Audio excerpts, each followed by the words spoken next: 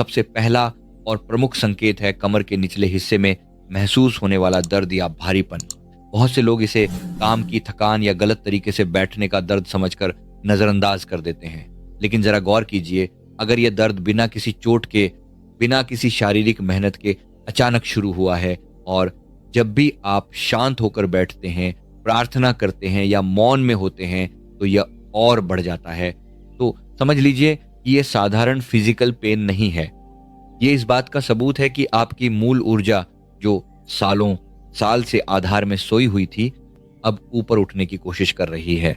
इसके साथ ही एक और अनुभव होता है, पैरों में अजीब सी झंझनाहट, सुन्न पड़ जाना या अचानक से पैरों के तलवों में बहुत ज्यादा गर्मी या ठंडक महसूस होना। यह अनुभव खास तौर पर तब और गहरा हो जाता है जब आप लंबे समय तक स्थिर बैठते हैं। दरअसल जब हमारे शरीर की ऊर्जा प्रणाली नीचे से ऊपर की ओर बहने की तैयारी करती है तो सबसे पहले पैरों की नाड़ियों में ही हलचल होती है। इसमें घबराने वाली कोई बात नहीं है, बल्कि ये तो खुश होने की बात है, क्योंकि ये बताता है कि आपका शरीर स्थूलता को छोड़कर सूक्ष्मता की ओर कदम बढ़ा रहा है। क्या आपको कभी ऐसा लगा है कि आपकी रीढ़ में कोई खिंचाव है या जैसे वहां कुछ रेंग रहा हो? कुछ लोग इसे बिजली दौड़ने जैसा अनुभव कहते हैं। याद रखिए, हमारी रीढ़ की हड्डी सिर्फ हड्डियों का सपोर्ट नहीं है, यह ब्रह्मांडीय ऊर्जा का मुख्य हाईवे है। जब सोई हुई ऊर्जा ऊपर की ओर उठती है तो रीढ़ ही उसका रास्ता बनती है।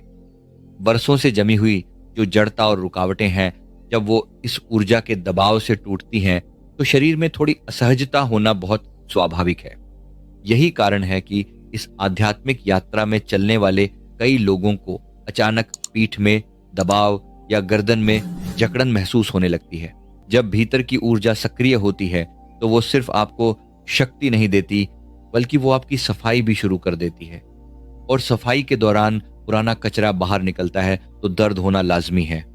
आपने गौर किया होगा कि इस दौरान कई बार बिना किसी ठोस वजह के आपकी आंखों से आंसू निकल आते हैं या अचानक पुरानी बातें याद आकर आपको भावुक कर देती हैं। यह दरअसल संकेत है कि आपका शरीर और मन उस पुराने बोझ को अब उतार कर फेंक रहे हैं। फुल वीडियो देखने के लिए Sanjeev Malik live coach channel पर जाएं।